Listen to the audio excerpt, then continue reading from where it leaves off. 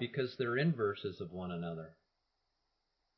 Your mind cannot be where your heart is, and your heart is not where your mind is.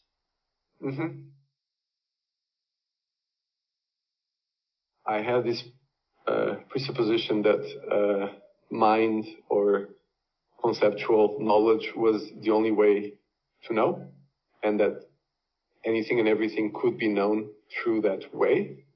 And then this experience happened.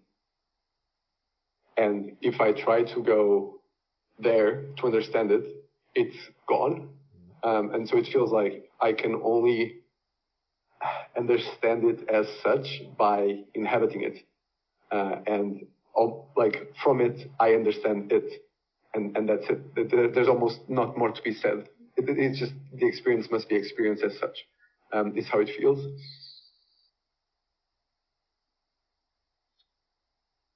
Yeah, the moment you turn your attention, the moment you turn your mind to it, it vanishes. That's right, that's what you just said. Yeah. The moment I want to know it conceptually, it goes away. Yeah. Because they're inverses of one another. Your mind cannot be where your heart is, and your heart is not where your mind is. So it's learning that letting go of your mind is okay. And that's a big deal. Yeah, it's terrifying. Yes, we all know that. We're all trained that we are our mind, and if we didn't have our mind, we wouldn't be able to operate in this world. Very common fear, you could say. A roadblock. The roadblock. That is the roadblock. Because if I don't have an ego, if I don't have an egoic mind, how could I get out of bed and have breakfast? How would that work? I'd just be a blob. And that's not true. That is the illusion.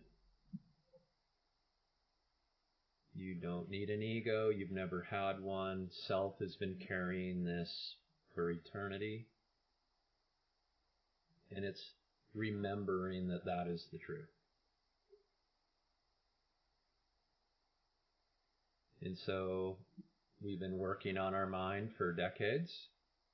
And so it's going to take some time to release the mind.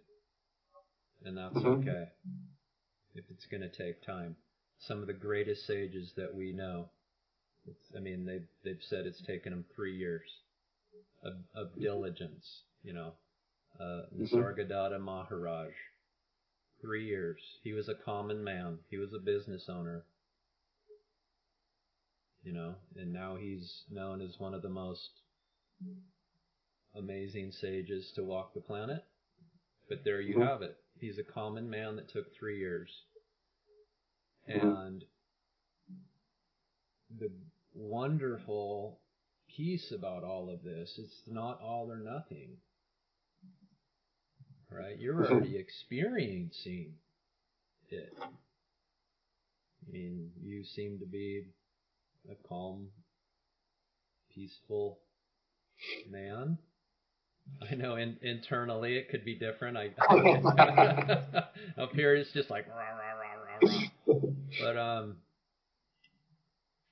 But there is a gradient. As the ego starts to dissolve, you experience the peace that resides underneath it, which just gives more, you could say, determination or love to turn within, because you realize that if I just keep turning within, I'll experience all these beautiful qualities more and more. So. Okay. That helps a lot, actually. Yeah. Helps knowing I'm somewhat on the right path. You are. Sorry. I was to say you are. This is the final path. This is the end. You will experience an end.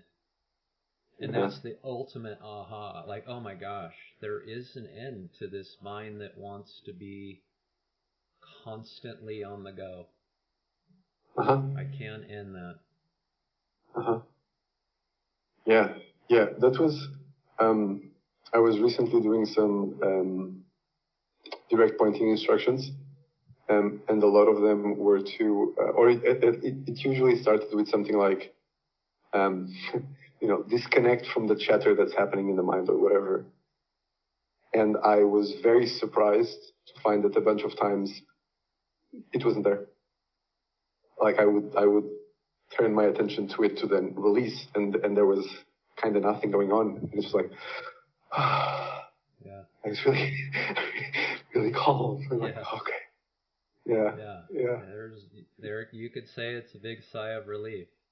Because really, I mean, at its core, inherently, it's a bigger understanding than just, hey, my mind went silent for a little bit, but I know it's going to kick back up. Like, like this is the answer to eliminate that chatter. Mm-hmm. And that's a big difference. That is the only difference that matters. Mm-hmm. Because the ego will not ever get out of itself. The mind will never, ever eliminate or dissolve itself. It will play along. It will play the I am now the mind that dissolves itself. That's just another identity. So, but the moment the ego lets up, or, you quit your practice, it'll just fire back up again. As we all know, this is what gets underneath it. This is prior to the mind. Right? I think that there's a lot of terminology that's, people say it's beyond the mind. You go beyond the mind. No. That is a misdirection. It's prior to mind. Because if you go beyond the mind, that means you have to get to the mind to go beyond it. What's going beyond it? The mind's going beyond it. How do you get out of the mind? You can't in that direction. So yeah, this is a stepping back. Yes. And then looking. Right, and then looking from there. Yes. Yeah. Okay. Yeah, that checks out.